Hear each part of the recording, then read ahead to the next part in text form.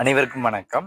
மீண்டும் கார்த்திகேயன். இன்றைக்கு நாங்கள் பார்க்கிற விஷயம் என்னன்னு சொன்னா, மொரட்டோ யூனிவர்சிட்டியால பேச்சுலர் ஆஃப் ஐடி, அதாவது பிட் என்று சொல்லப்படுற ஒரு பகுதி நேர கற்கைநெறிக்கான இது ஒரு டிகிரி கோர்ஸ். இதற்கான விண்ணப்ப படிவம் கோரப்பட்டது. அதாவது நீங்க முக்கியமா பார்த்தீங்கன்னு சொன்னா, இந்த கோர்ஸ் நீங்க படிக்கணும்னா உங்களுக்கு என்ன தகமை இருக்கணும்னு சொன்னா, ஏ லெவல்ல ஏதாவது 3 பாடங்கள்ல நீங்க சித்தி அடைஞ்சிருக்கணும்.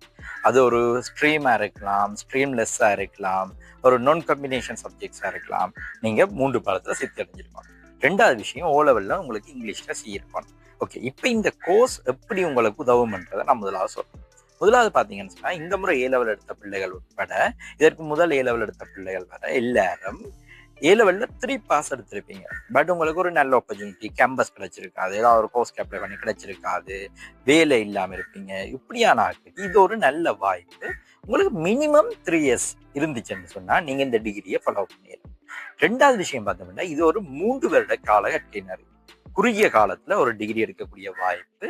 அதுலயும் பகுதி நேரமா தான் நீங்க படிக்க போறீங்க. ஃபுல் டைம் கோர்ஸ் இல்லை. அப்ப நீங்க பார்ட் டைமா சனி ஞாயிறுகள்ல படிச்சு, ஜூம்ல படிச்சு நீங்க ஒரு டிகிரி எடுக்கிறதுக்கு நல்ல வாய்ப்பு. அப்ப நீங்க வேலைக்கு போய்கொண்டு கூட படிக்க முடியும். 3வது விஷயம் பார்த்தோம்னா, நீங்க ஏற்கனவே ஒரு கேம்பஸ்ல படிக்கிறீங்க, ஒரு கோர்ஸ் கிடைச்சிருக்கு உங்களுக்கு, இல்லை நீங்க ஒரு வேலையில இருக்கிறீங்கன்னாலும் மேலதிக திறமைக்கு, அதாவது இன்றைய காலகட்டத்தில் பார்த்தோம்னா ஐடி என்றது ஒரு கம்பல்சரியான விஷயம்.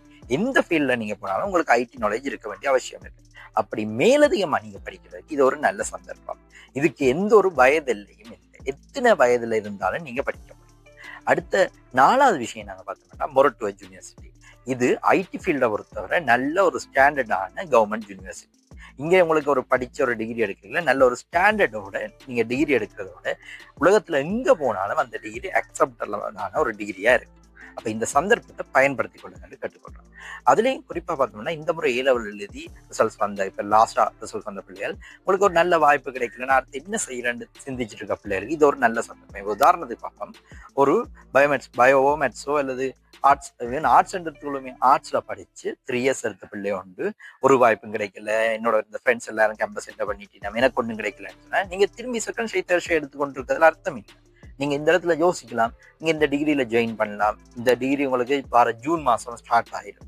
ஸ்டார்ட் ஆனா 2026 ஜூன்ல ஸ்டார்ட் ஆகி நீங்க 2029 ஜூன்ல உங்களோட டிகிரியை கம்ப்ளீட் பண்ணிடுவீங்க. உங்களோட சேம் பேட்ச்ல படிச்சு 3 எடுத்து கேம்பஸ் போன பிள்ளை கேம்பஸ் முடிச்சுட்டு வர்றதுக்கு 2030 தான். அப்ப அவங்களுக்கு முதலே நீங்க டிகிரி எடுக்கக்கூடிய ஒரு நல்ல வாய்ப்பு.